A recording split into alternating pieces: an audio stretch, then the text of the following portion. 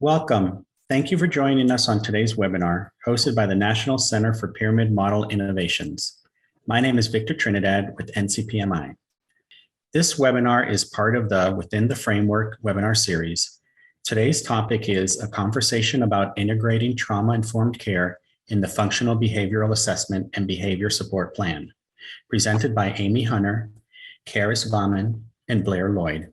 Thank you very much, and please proceed. Great, thanks, Victor. I see people are still piling in. We have a lot of interest in this webinar. I'm Lisa Fox, and I'm the director of the National Center for Pyramid Model Innovations and the host of the Within the Framework webinar. And we have three wonderful panelists today. And really what we're going to have is a conversation. So we have Amy Hunter from Georgetown University, Karis Vahman from Michigan State University, and Blair Lloyd from Vanderbilt University.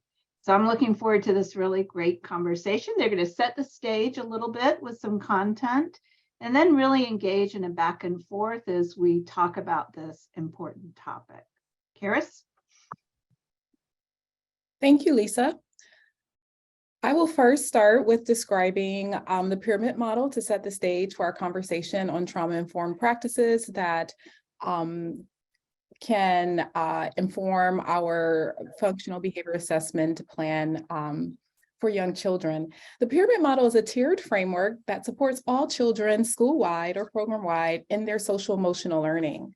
It's an evidence-based framework that helps us understand or be much more responsive and intentional in our social emotional teaching for young children. As you can see on this slide, as the first tier of the pyramid, you have universal strategies that are applied to all learners. This includes high-quality supportive environments, nurturing and responsive relationships, and also environmental arrangement. And these strategies might include written expectations and rules, or creating a schedule for young children with visual supports that will help them know what to expect next or what to predict during transitions and routines and across transition and routines. Then after applying these universal level of support, some children might need some secondary, more targeted strategies in small groups. And these strategies should be layered on top of the universal approaches. So you would implement targeted support such as teaching social skills like sharing, turn taking, waiting for a turn, role play some of these behaviors at the tier 2 level. After providing tier 2 supports, there might be a few children who require more individualized and intensive supports. And these are for students who demonstrate intense chronic behavior needs. So these children would require specialized services under IDEA. What's important to understand is that the pyramid model framework incorporates evidence-based practices which allows for trauma-informed practices to be integrated and embedded across all tiers.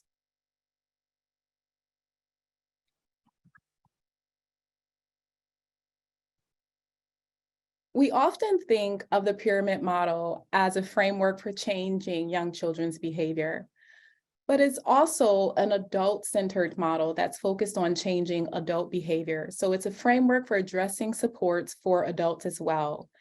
And there's an infrastructure that needs to be in place to address the needs of adults. And that includes a leadership team, database benchmarkings for quality, coaching, and progress monitoring.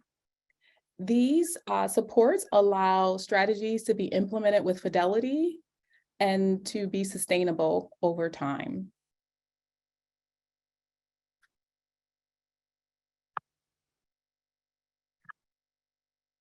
All right, thank you, Karis. I'm going to give a little bit of an overview of the nuts and bolts of the FBA, the Functional Behavior Assessment and Behavior Support Plan process. And before I do that, since we're talking today about sort of the intersection between different disciplines and lenses, I thought I'd just start by defining what applied behavior analysis is, because that's sort of where the foundation of this functional approach to behavior comes from.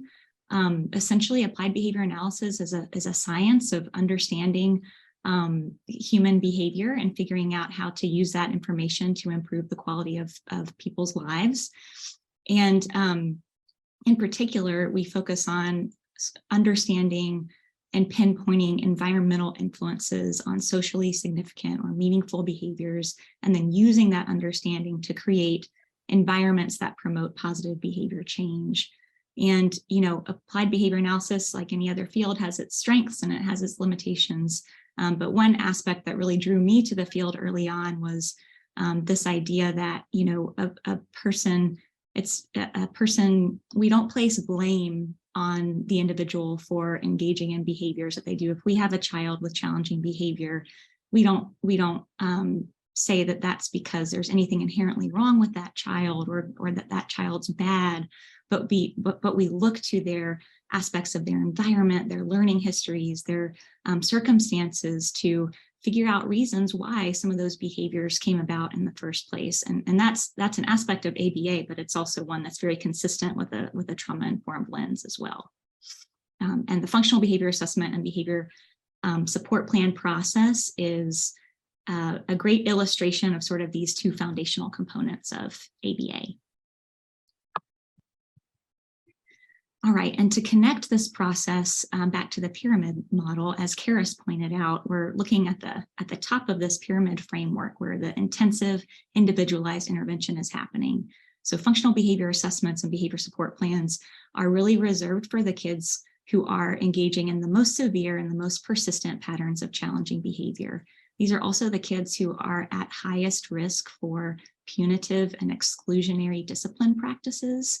And so I believe it's fair to consider this, to sort of conceptualize the functional behavior assessment, behavior support plan process as a proactive alternative to exclusionary discipline, and one that really focuses on individualizing supports to address a unique student's strengths and their needs.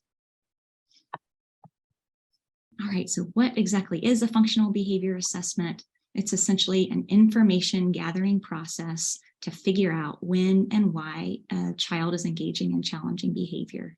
And this is a bit of a simplified visual here for the purposes of a brief overview, but we can break it down into three main steps or three main components. One, first, a team gets together to define the behavior or behaviors of concern. They define and reach consensus on what behaviors are the most concerning, which ones are not, and they define it in clear, objective, and measurable terms. Why? Because we want to ultimately be able to measure these behaviors to figure out whether the support plan we put in place is actually effective and having a benefit for the child. After defining the behaviors, the information gathering process really begins, and this is all about collecting various sources of information. They almost always include some version of a family member or caregiver interview, perhaps educator, classroom personnel interviews, systematic observations in classrooms to look at sort of how these behaviors unfold moment to moment and what events happen before and after them.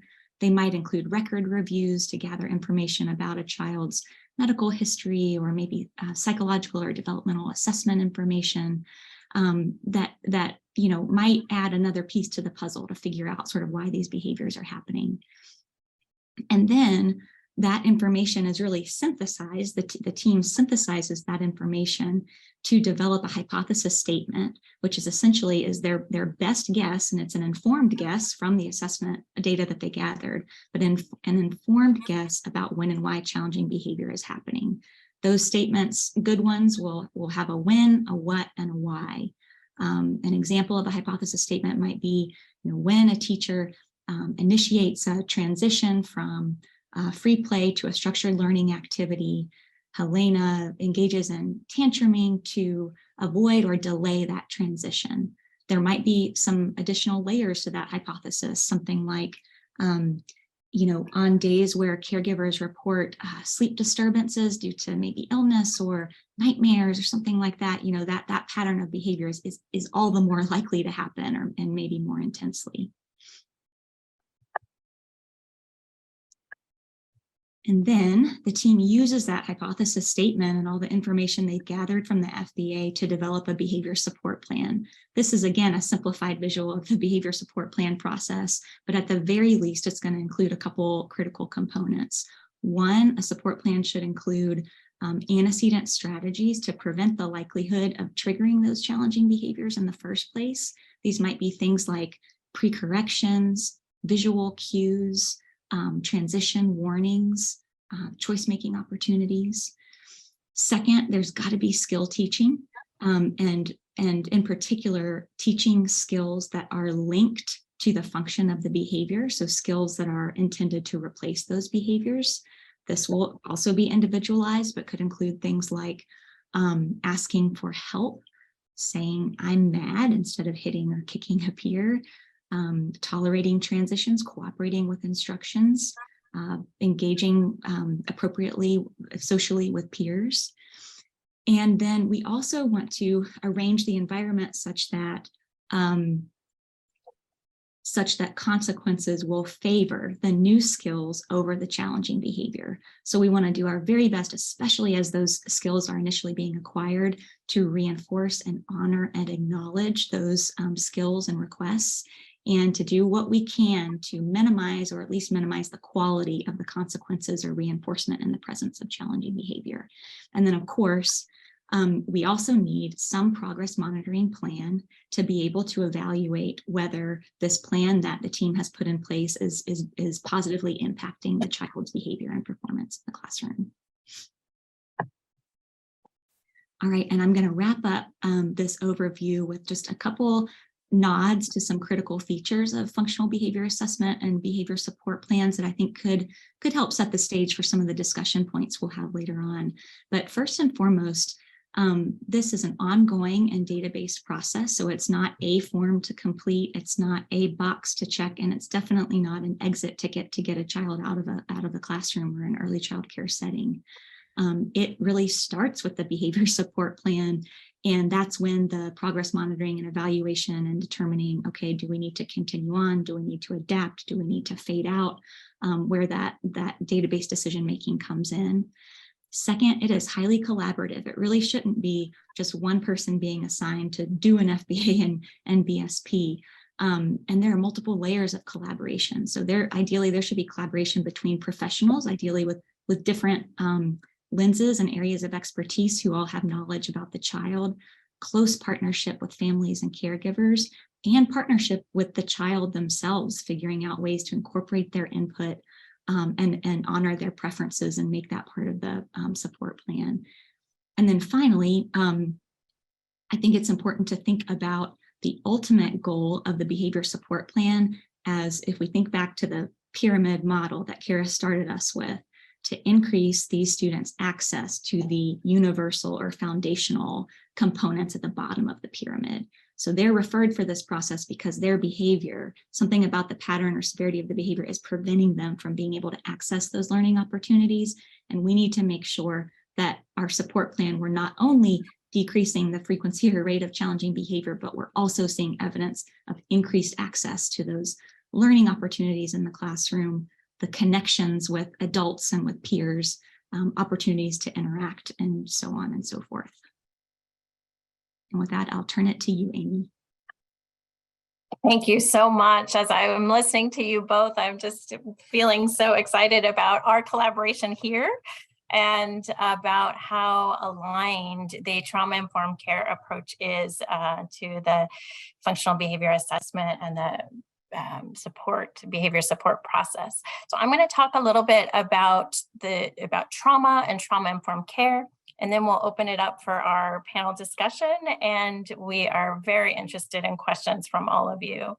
So when you hear the word trauma, I would venture that many of us begin to think about sort of individual traumas. Maybe what comes to mind is perhaps child abuse or neglect, or things that have happened to, either within a small dyad relationship of two people, or a small group of people, or just to one individual in the case of maybe a car accident or a dog bite or something like that. But I want to encourage us to, when we hear the word trauma and we start thinking about trauma, to think more broadly and to think sort of systemically about how equity, about how racism, about how our history, the political histories, systems and structures really influence, or as this picture depicts, sort of, could be a source of trauma, but also could be a factor related to trauma. And so I just want to encourage us as we move forward, as we think about, we'll be talking very shortly here on what is trauma, think about how some of the isms and how some of the history really impacts how we think about what trauma is, or how these things contribute to trauma. Oops, I'm going the wrong way. So there are many definitions of trauma. For our purposes today, just so that we're all on the same page, we're going to use this definition. So trauma occurs when frightening events or situations overwhelm a child's ability to cope or deal with what has happened. And young children are particularly vulnerable to traumatic events. Developmentally, very young children don't understand the relationship between cause and effect, and often may think that, in fact, they caused something to happen. Children's brains are just developing, so they're very vulnerable to their experiences around them. And we know that trauma can, in fact, change the architecture of how brains are developing.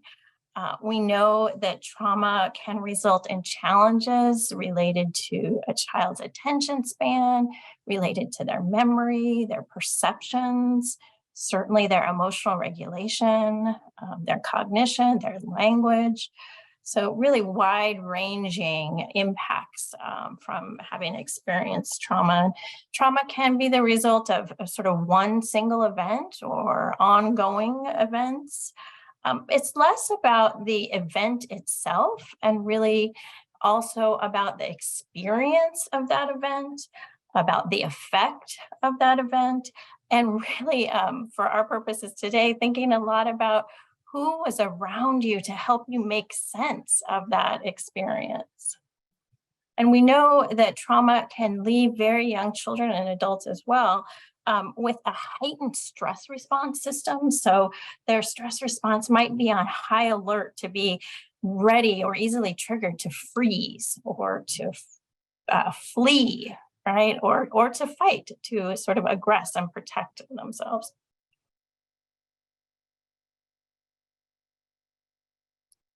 And so I would encourage us to think about all children and adults as well, right? Come to us with perhaps an invisible backpack, a backpack filled with things about how the child believes, behaves, and think. And that backpack might be filled with the beliefs about themselves, right? Am I a capable child? Am I lovable? Am I worthy? Am I worthy of people's attention? The backpack might be filled with beliefs about relationships. What do relationships feel like? How do people act in relationships? Are relationships loving, kind, and caring? And then what often happens with young children, their world is very small in terms of who is in their immediate circle, their family, maybe their childcare program, maybe their community, but then extrapolating those beliefs about the relationship that they've experienced onto the world. So in other words, is the world a caring place? Is the world filled with people who can help? Or in fact, might the world be a place where you shouldn't ask for help, or help will not come, or help might be really scary. So it's better not to attract attention, or it's better not to ask for help because you might be unpredictable what might happen. And so can we think about, we can't always unpack the backpack, but we can add new experiences to the backpack. We can sort of repack it, or, add different experiences so that the backpack may be lighter or may be experienced differently. So when we are thinking about trauma and how we make sure that we have programs that at a minimum don't re-traumatize children, we're really shifting from what may have been a thought in the past. And Blair, you even acknowledged this, that some people may have thought, what's wrong with this child? And we're really shifting that frame to what happened in this child's life that may have impacted their current behavior, that may impact their current behavior. And then even shifting it a little bit further to say, and how can we help, right? So what happened? How did this child's experiences, or again, the adult's experiences, contribute to the behavior that I might be seeing right now? And what can we do? And so here I'm going to talk just a little bit about some different frames.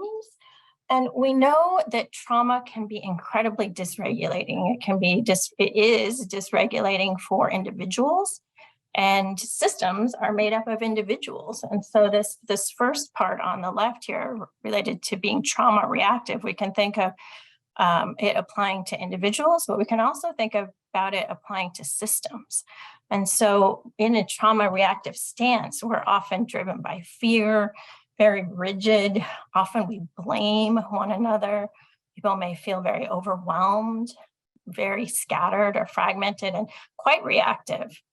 And then when we move to being more trauma informed, we're really realizing that in fact, many people have experienced trauma. Unfortunately, trauma is pretty widespread. Trauma has an impact, as we mentioned before, on our feelings, on our behavior, on our thoughts. And so we're shifting our practice based on our understanding of what trauma does to dysregulate us, to dysregulate a system. And as I mentioned, at a bare minimum, we're avoiding, not replicating that trauma. And then ideally, we're also moving towards the right-hand side of the screen here to creating safe and healing systems that really support reflection, that lift up the relationship as the most important thing, because we know that relationships can help buffer and help mitigate the impact of trauma. We're thinking about the growth that can happen after someone has experienced something that may have been incredibly scary or upsetting, but that we know that there can be growth after that, even more growth than might have happened otherwise, in the presence of caring and responsive caregivers. And Blair mentioned the collaborative, that if we're being collaborative, if we're stepping back and really thinking about the impact of children's experience, if we're being flexible and we're individualizing, and we're layering on that lens of equity and that lens of inclusion, we can really support children's healing. And I want to direct you to a resource if you're interested in learning more.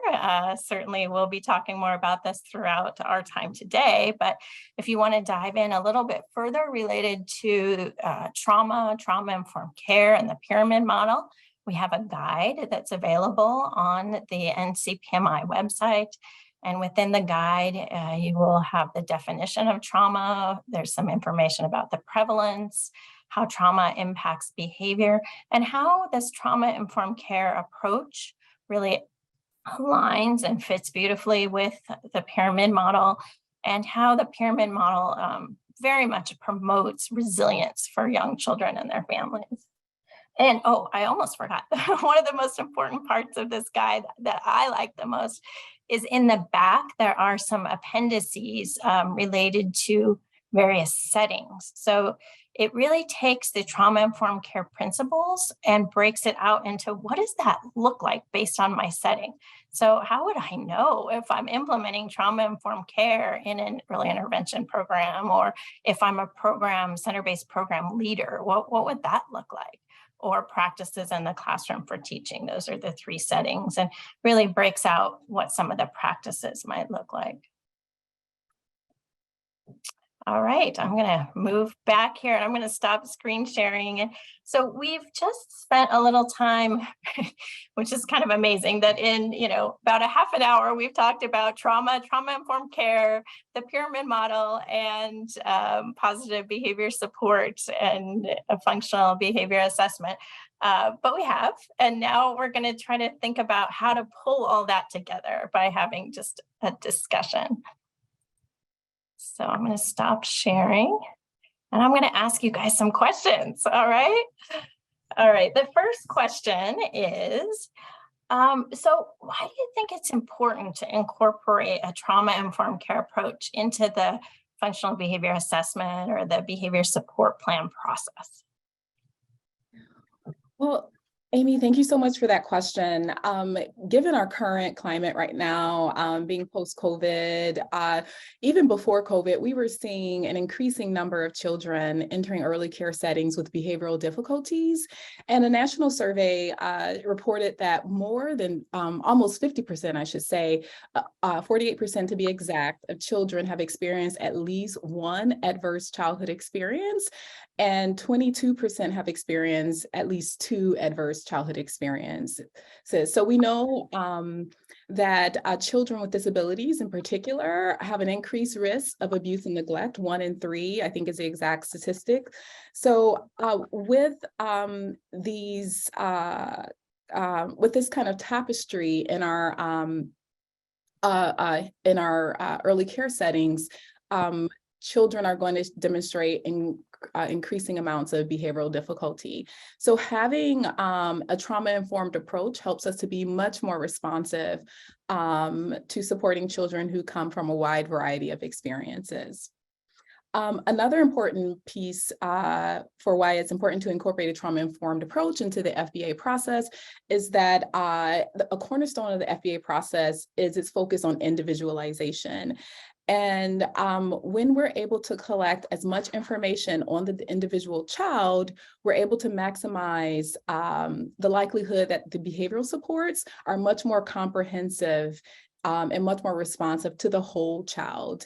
Our history of ABA, in our history of ABA, we typically focus on moment-to-moment interactions. So focusing on what the child is doing in that moment, what perhaps happened right before that the challenging behavior occurred, and then what follows that challenging behavior, without really considering the child's learning histories or the family's history in their community or in that particular school. And so a trauma-informed approach gives us a much broader perspective about what the child has experienced and how that perhaps is impacting their experience in the classroom. That's really helpful, Karis. Thank you. Blair, do you have anything to add to that? I totally agree with everything Karis said. I guess I'll add that, with respect to prevalence, Karis, what you just shared was like that high prevalence that you indicated is like across the board. And then when we narrow it to the kids who are demonstrating these severe and persistent patterns of challenging behavior, the prevalence of histories of trauma within that group are higher. So there's even more reason to suspect, the potential impacts of trauma. And we also know that there are connections between experiences of trauma and the development of both externalizing and internalizing behavior patterns. So, why is this important for us to bring together these two topics? Because these are, the kids who need this level of behavior support are very likely the kids who have the most to benefit from this trauma-informed lens. And as you're saying that, it just really makes me think about how, all of these approaches really focus on this idea of behavior has meaning, right? And so what is the child trying to say to us through their behavior? And, it's quite possible that they may be trying to say to us, like, I don't feel safe, right? Or, I've had these experiences and I need someone to help understand, what my experiences have been. So, yeah, thank you so much. Can I ask you another question? Sure. Yeah. All right. So that's what we're doing now, right? So you're too late now, right? What's new or different about incorporating trauma-informed care into the FBA process? Amy, I think I may have jumped ahead. So to this question early on. So trauma-informed approach allows us to broaden our perspective or broaden our understanding of the child's development.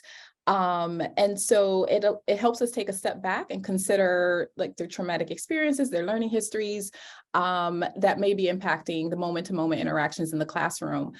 So for example, if you have a child who is demonstrating escape maintain behaviors during a particular activity like morning group, or they're demonstrating challenging behaviors during going from a preferred to an unpreferred activity. Typically as a behavior analyst, we might focus on compliance and getting them to engage in that particular behavior and getting them to demonstrate the expected behaviors for that classroom when they're transitioning. But a trauma-informed approach allows us to kind of think about, okay, this is the child's first experience in an early childhood classroom. This is probably their first experience being away from a particular caregiver. It also might it might have you think about the conversation that you had with the caregivers a week ago when they said that the child had just started living with another caregiver for the first time after having an extended amount of time away from that particular caregiver. And so you start putting the pieces together. You're not just looking at that behavior in the moment, you're thinking about the conversations that you had with the family or the conversations that you had with the teacher with this child being new to school. You're thinking about a conversation that you had maybe with the social worker. And so you're putting all those pieces together to really focus on the needs of the whole child. And so implementing escape maintained behavior or escape maintained or an intervention, that would address escape maintained behavior at that particular point in time may not necessarily be the right first step, but perhaps focusing on building trusting and secure relationships and going back to some of those tier 1 principles, allowing the child, helping the child to feel safe and secure in the classroom, being responsive, teaching them, helping them to understand that routines are predictable and that the environment, that they can feel safe in the environment would probably be the best route, at least initially. You hit, I'm taking notes. You hit on so many things there that are so important. I really see, this integration of trauma-informed care and FBA, it sounds from what you're describing, really sort of broadening the picture and having like a little bit more of a full understanding to the extent that we can. Now, we recognize that we may not be able to know all of a child's history. We may be working on developing that trusting and, really close relationship with families, but we may, even if we have a trusting relationship with families, we may not get all of that information, but that information does help us to really, as you said, broaden the picture or broaden the understanding of what might be going on. You also mentioned something about predictability and safety, which are such central tenets to what we're trying to do when we're implementing trauma-informed care, is helping children feel safe and secure in the setting and helping them be able to predict what might be happening next in their environment. Because we know that often when children experience trauma, that's one of the big elements, is that it was not predictable. Blair, do you have anything to add about this idea of what's new or different about incorporating trauma-informed care? Only to underscore and put an exclamation mark behind something Kara said, which is it allows us to, I feel like a trauma-informed lens really is a way to strengthen the FBA process, because it, as Karis mentioned, typically we're looking at those moment-to-moment patterns, what's happening immediately before the challenging behavior, what's the antecedent, what's happening immediately after. And this trauma-informed lens really forces us to take a couple steps back and to say that, okay, yes, there are factors in the here and now that are impacting the behavior, but those aren't the only factors. And so it sort of puts the onus on that team to look into what else is happening at sort of more distal layers, outside of the classroom that are just as much a part of the puzzle as the moment-to-moment pattern. So sorry, I'm only repeating you, Karis, but I think that's such an important point that this, to me, the bringing together of these lenses is like a perfect example of this mutually beneficial thing where like we can help one another strengthen the services that we provide. And people in the chat are chiming in as well that, this idea that these behaviors do not occur in a vacuum, right? That their behavior is meaningful, behavior is communication, and that there's so many factors that are really contributing to the behavior. So I know we have lots of questions, but I'm going to get through a couple of questions that I have, and then we'll answer some questions from the audience as well. I'm quite sure we'll have some time for that.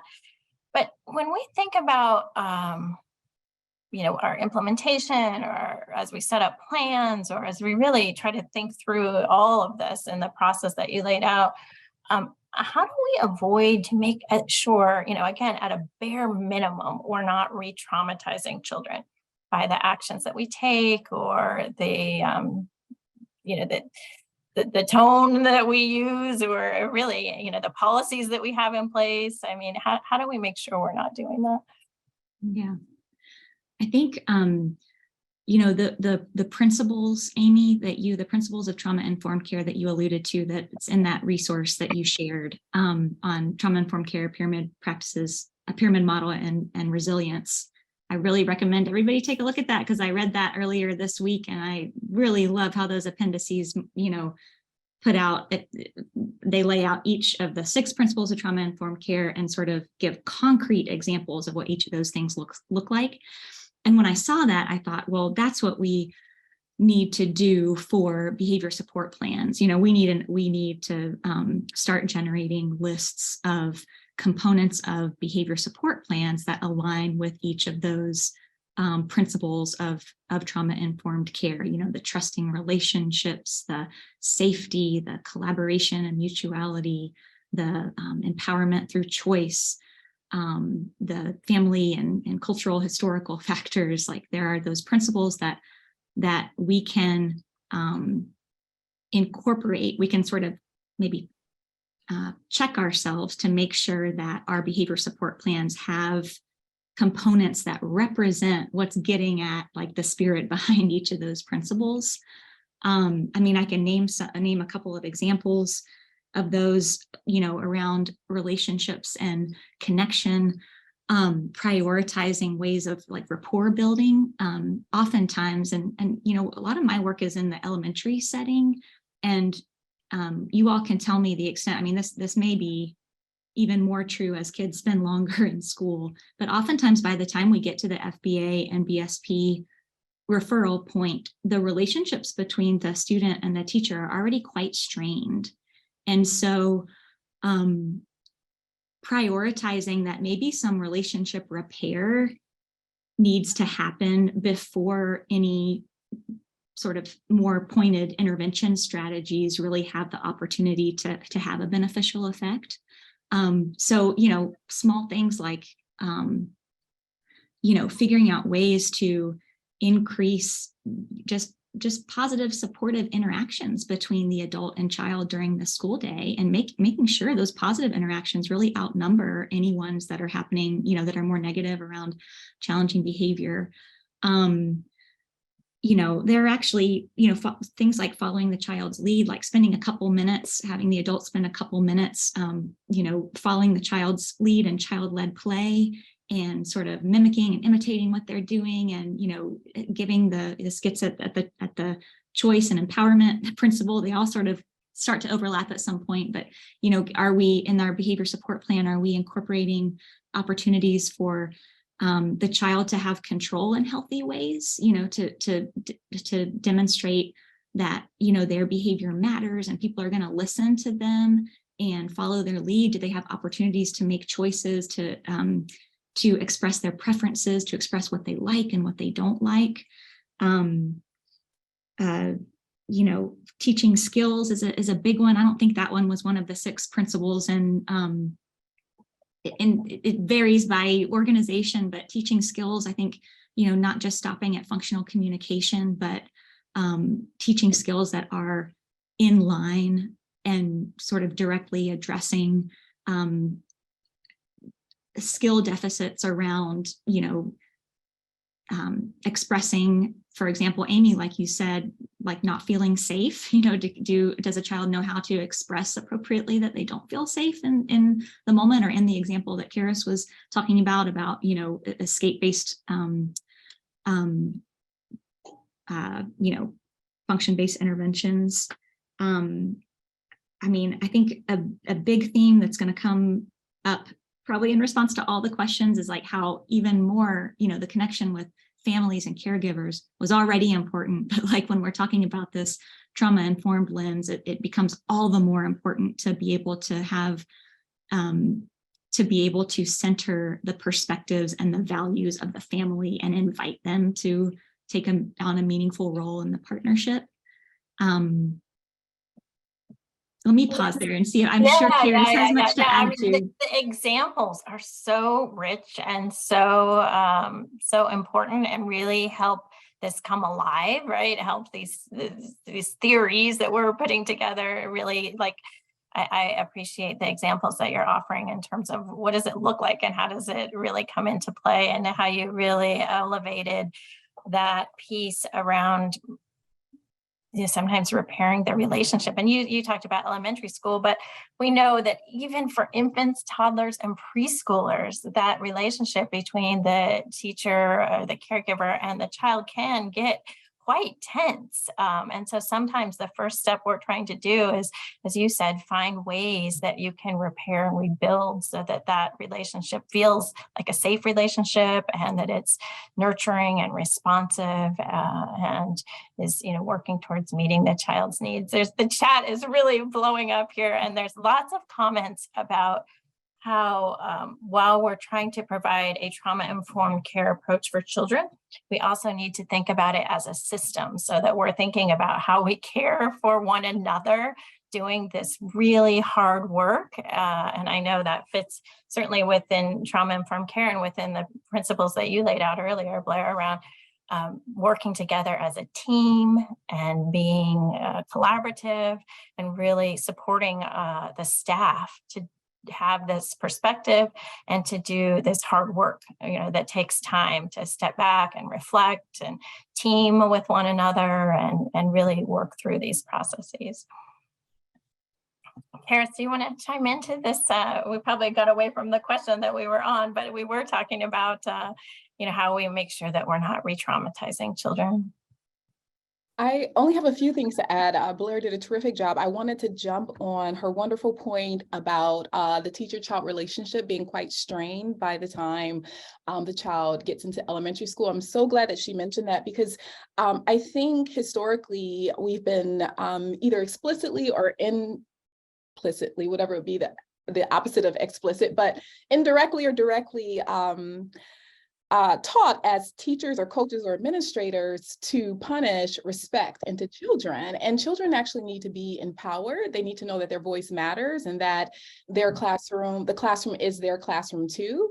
And so you certainly cannot punish respect into kids. The only way that you can teach respect is from building those safe, trusting bonds. And that's how children learn to respect adults. There was a question that came up in, I think it was a question or a comment about teachers' own well-being. And an additional way to avoid re-traumatizing children is to take care of your own mental health, because COVID was a trauma for all of us. I recently experienced a traumatic event here at Michigan State, the mass shooting. And so I'm seeing the work that I do with young children through a completely different lens. All of us have been traumatized in very different ways. It shows up differently, and we're all impacted differently here as faculty, staff, and students. But nevertheless, it is a trauma that's part of our university now. And so you have to take care of yourself so that you can be more responsive to your colleagues. So thinking about the pyramid model and thinking about your relationships with one another within the pyramid model. So it's not just focusing on children, but also focusing on adult relationships and team building, like Amy has said. So children see the relationships that you have with one another as a staff, in a childcare center. And so you want to model safe, trusting relationships even as adults so that they learn to interpret that the environment, that's a part of them being able to interpret that the environment is safe and secure. So take care of your own mental health, enhance your own self-care practices. The other thing I wanted to mention too is to avoid re-traumatizing, think about some of the practices that you are implementing and make sure that they're not creating more trauma for the child. So historically, we've used timeout in schools, and for a child who has experienced neglect in home or neglect in the community or wherever, timeout will certainly be re-traumatizing. So try to focus on time in as a strategy where they get to spend time with a preferred adult in the school. So even if it's not the teacher itself, maybe it's the paraprofessional, maybe it's the janitor, or you know, for elementary school, maybe it's for, you know, the football coach or something like that, so that they can feel so that they can learn to reconnect. Because timeout to me is an indication of disconnection. So you're disconnecting the child from the environment, and oftentimes behaviors that are the result of trauma are often indicative of a disconnection. So we want to help kids learn to connect. And one way to do that is to facilitate connection with preferred staff. And then the final point that I wanted to make is in terms of racially minoritized children, if you are a white caregiver or staff member, and you're worried about, like, if something happens in the community around police brutality, and say a young child is hearing stories at home or hearing parents talk about different things related to what's happening, that can create racial stress for the child, and they may learn to distrust their white teachers or white administrators, etc. And so Amy has a great paper coming out about this later, but there are certainly very explicit things that you can do around cultural pride and teaching racial socialization strategies and whatnot in the classroom. But just go back to the basics, as I saw someone type in the chat. Focus on connection, right? Focus on just letting the child know that you are a safe person, that they can feel secure with you. Focus on protection. You know, don't create more distrust and fear around race relations, and also focus on cultural pride. So having representation in the classroom of racially minoritized children and adults, make sure all ethnicities are represented in the classroom. And I think those are the only points that I would contribute. But I love this topic and I could talk about it all day. So. We could stay here all day, right? For those of you listening, we're not going to stay all day. We will end it at the hour, but we truly are all very passionate about this. I really appreciate you. You got lots of kudos in the chat about the concept of time in. And I know, you know, for very young children, we often are thinking of that person that the child is closest with is the teacher in the classroom, but it may not always be. I can give one example of, you know, unfortunately, probably the majority of early childhood programs transition children by age, right? Rather than staying with the same caregiver over time, which we know is easier for children in terms of having to not adjust to multiple caregivers over time. However, I know one program, even though they were moving children up according to age and the way the program was designed, they had the child still visit the other teacher that they had a relationship with. And so, you know, that was the relationship that the child felt safest with and had built over time. And so they really honored and lifted up the importance of those close relationships. And so while the child is getting used to the new set of teachers, they could certainly spend time with the teachers that they were most comfortable with and felt most safe and secure with. And so I really love how we're spending time emphasizing that sometimes those relationships really are the most important thing when we're talking about behavior interventions.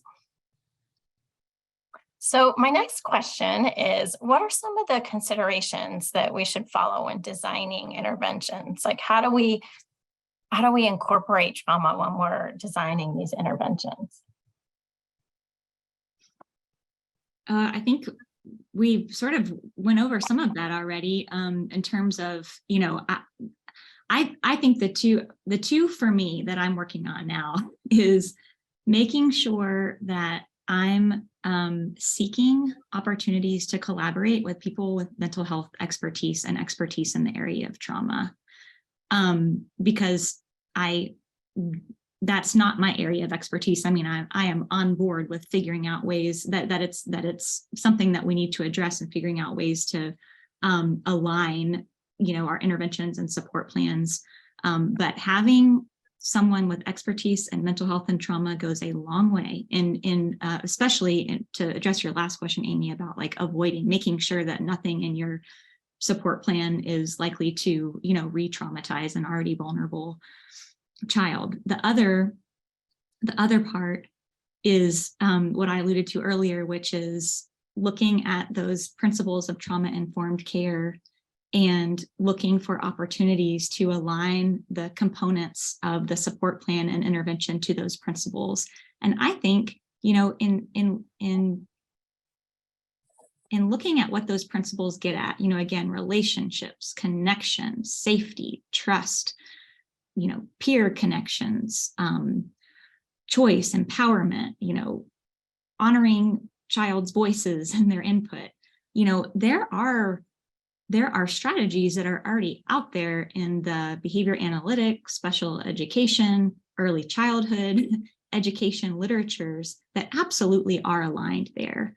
So I think like it doesn't take as much effort as we might think to align, to incorporate trauma-informed care into our practices. I think it's just a matter of leaning into that and maybe offering and like teaming together, having conversations like this and bringing different disciplines and perspectives together to brainstorm and generate, you know, concrete examples of how this single component of a behavior support plan checks off this box because it's, you know, it's adjusting the environment in ways that are going to support appropriate behavior over inappropriate behavior. And it also checks the trauma-informed care box because it's a way to promote positive interactions between the adult and the child, which we know are essentially the building blocks of relationships.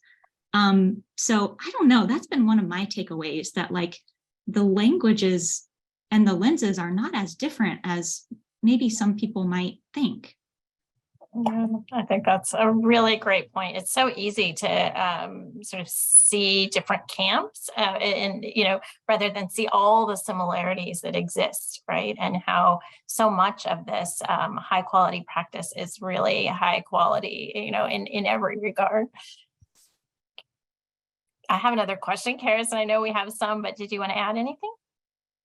Should I move on? Okay, my last question, and then we will hopefully have a minute to pull some questions from the field. I know we're getting lots of chat and lots of questions. Anything that we should be thinking about in terms of when we're like database decisions? So like, how are we thinking about trauma-informed care and making database decisions? And, you know, if a child isn't necessarily responding to the plan that we have in place, is there a trauma lens that we think about that? I have a couple thoughts there, and Karis, please chime in too if you have more. I mean, I think this might go back to what we're monitoring as evidence of the impacts of a behavior support plan. So, you know, not just looking at, you know, counts of challenging behavior, but looking like taking a closer look at, you know, things like, I don't know, monitoring the affect of the child during, you know, when those supports are being used, monitoring their sort of willing participation in some of those supports, you know, looking to see whether in addition to changes in challenging behavior, you're seeing evidence of skill acquisition.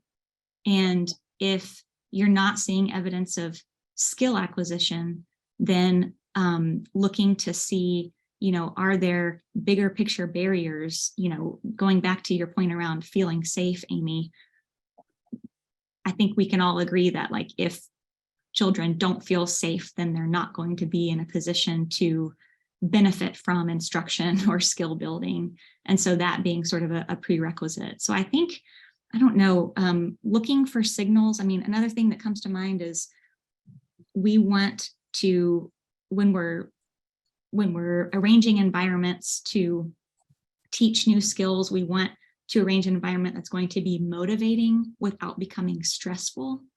So, you know, for example, there's a difference between introducing those antecedent variables that may trigger challenging behavior. There's a way to do that gently and in a stepwise manner. So announcing a transition before it's going to come, you know, before you just take away an item and, you know, shift a child over to another area of the classroom. There are ways that we can sort of dial down the heat of those antecedent. So I think what I'm saying is we need to evaluate challenging behavior for sure. Also, what skills we're seeing and whether the skill building is effective. And also look for signals of potential stress or distress. And if we do see those signals, then we bring the team back together and, you know, discuss potential adaptations. I also think there's some, you know, there's got to be some degree of flexibility in the plan, because we know that, you know, children with complex trauma histories, they're going to have good days and bad days. And I think this is something that, Karis, we were talking about in an earlier conversation, but knowing when to like stick with the plan, you know, step 1, 2, 3, 4, 5, I'm going to stick with this plan no matter what. And knowing when to say, you know what, this is one of the tougher days. And I might adjust expectations around this aspect of the plan, but in doing so, I'm actually supporting an opportunity to engage in another skill set, which may be something like expressing, I don't feel safe, or I am overwhelmed and mad and can't do that right now.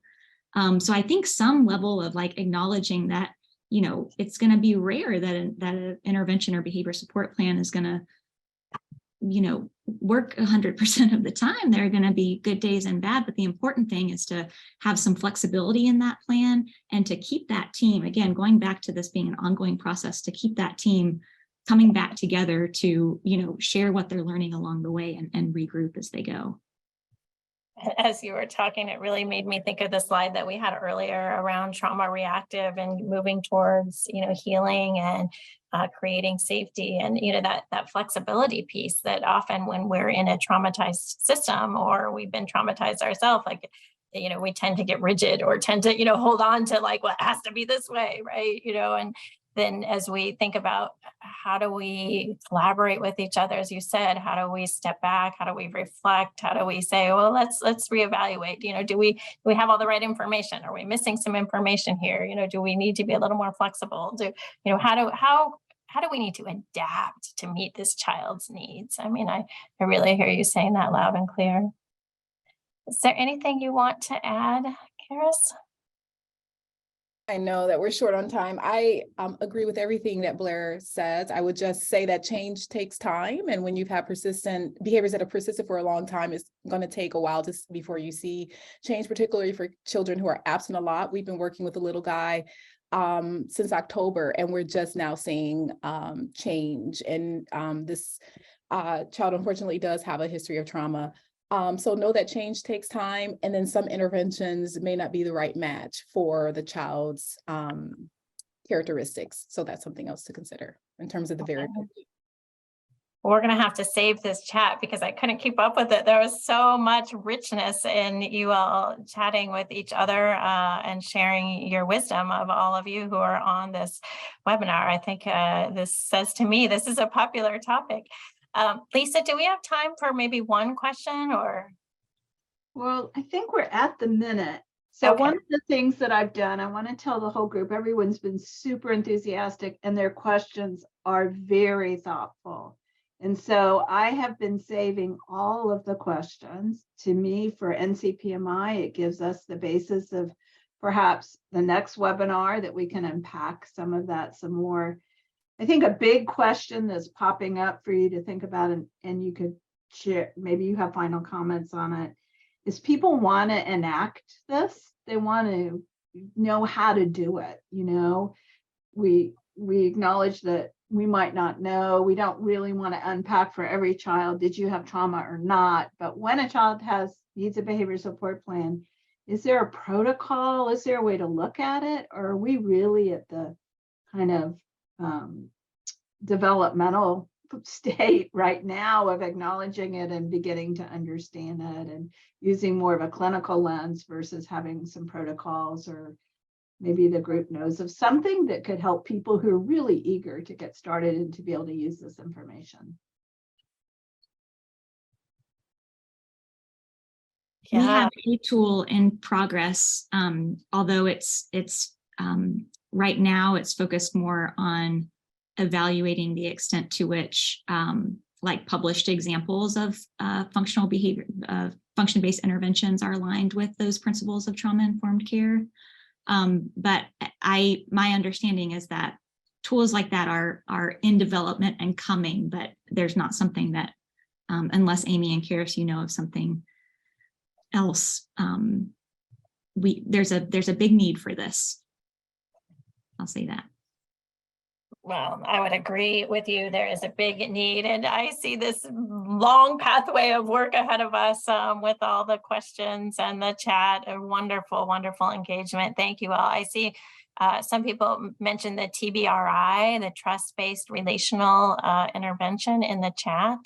I also know that I'm working with a group of people who have put together a review of trauma-informed assessments in the environment, and there doesn't currently exist a trauma-informed assessment for early childhood. So hopefully coming soon. We've had some work around what that might look like in early childhood systems. So really bringing that like systems lens, that we know this work can't be done as an individual. We know that this work, as you said, both of you, this work has to be done in a team, and a collaboration and multidisciplinary approach. And, it really is the whole commitment of the organization. So I think that would be my final thought on that. But Karis, I want to let you have a final word. No final words. I really enjoyed this discussion, and I hope that we continue this discussion and that it was helpful as a starting point. All right. Well, thank you both so much. This enriched my Friday and my St. Patrick's Day. So it was wonderful to be with all of you. Thanks to those of you who have been in the chat. And I think Victor has some closing remarks for us. All right.